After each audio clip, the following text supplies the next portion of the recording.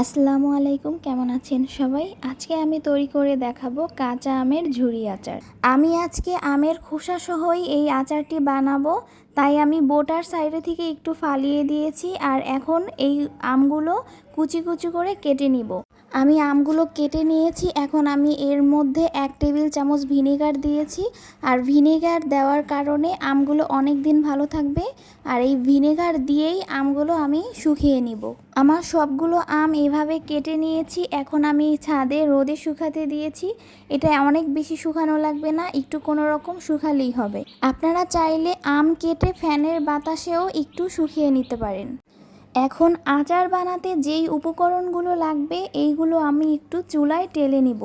আমি এখানে 1 চা চামচ পাঁচফোড়ন নিয়েছি, আর 1/2 চা চামচ সরিষা নিয়েছি, আর 2টা শুকনো মরিচ নিয়েছি। এটা ভালোভাবে টেলে তারপরে এইগুলো আমি ব্লেন্ডারে গুঁড়ো করে নিব। খেয়াল রাখতে হবে যেন ভাজতে ভাজতে একদম যেন বেশি পুড়ে না যায়। আমি হালকা করে ভেজে নিয়েছি। এখন এইগুলো ব্লেন্ডারে গুঁড়ো করে নিব। আর আমি যেই আমগুলো শুকাতে দিয়েছিলাম এটা প্রায় শুকিয়ে গিয়েছে। এখন আমার গুঁড়ো করা এই মশলাগুলো এই আমের সাথে মেখে নিব ভালোভাবে। আমি মশলাগুলো সব একসাথে দিয়ে দেই নাই, কারণ মশলা বেশি হয়ে যেতে পারে। আর আমার তো পরিমাণ আসলে আমি জানি না, কারণ আমি এই ফার্স্ট টাইমই এই আচারটা বানাতে যাচ্ছি। এর আগে কখনো আচার বানানো হয়নি। এখন আমি দিয়ে দিচ্ছি 1.5 টেবিল চামচ চিনি। আপনারা চাইলে আপনারা যেটুকু পরিমাণে মিষ্টি খেতে পছন্দ করেন ওই অনুযায়ী চিনি কম বেশি দিতে পারেন। আর আপনারা চাইলে এই আচারটা চিনি ছাড়াও বানাতে পারেন। আর আমি দিয়ে দিচ্ছি স্বাদ মতো লবণ। আর এখানে দিয়ে দিচ্ছি আদা এবং রসুন কুচি। আমি একটু কুচি কুচি করে কেটে নিয়েছি। এখন সবগুলো উপকরণ একসাথে মেখে নিব। মশলাগুলো ভালোভাবে মেখে নিয়েছি। এখন আমি আচারের জন্য সরিষার তেল গরম করে নেব। এখানে আমি 250 গ্রামের মতো সরিষার তেল গরম করে নিচ্ছি।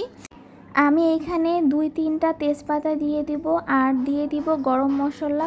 আমি আচারটি বানানোর জন্য একটা কাচের জার নিয়েছি। আর আচার অবশ্যই কাচের জারেই বানাতে হয়, নলে নষ্ট হয়ে যায়। আমার মশলা মাখা আমগুলো এই কাচের জারের ভিতরে সবগুলো দিয়ে দিব।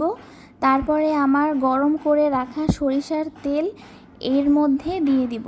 আর এই তেলটা দিতে হবে পুরোপুরি গরম অবস্থাতেই আচারের মধ্যে, আর কোনোভাবেই যেন তেলটা ঠান্ডা না হয়ে যায়। আমি এই আচারটাতে 2-3টা কাঁচামরিচও দিয়ে দিয়েছিলাম যাতে স্বাদ আরও ভালো হয়, কিন্তু আমার ওইটা ভিডিওতে দেখাতে মনে ছিল না। এই আচারটা আমি ফার্স্ট টাইম বানালাম, আর এটা বানানো অনেক বেশি ইজি। আপনারাও চাইলে বানাতে পারেন, আর আমাকে জানাবেন কেমন হয়েছে। এই আচারটা কিন্তু 6 মাস থেকে 1 বছর পর্যন্ত বাইরেই রাখতে পারবেন। মাঝে মাঝে একটু রোদে দিলেই আচারটা ভালো থাকবে। আজকের ভিডিওটা এই পর্যন্তই। আল্লাহ হাফেজ।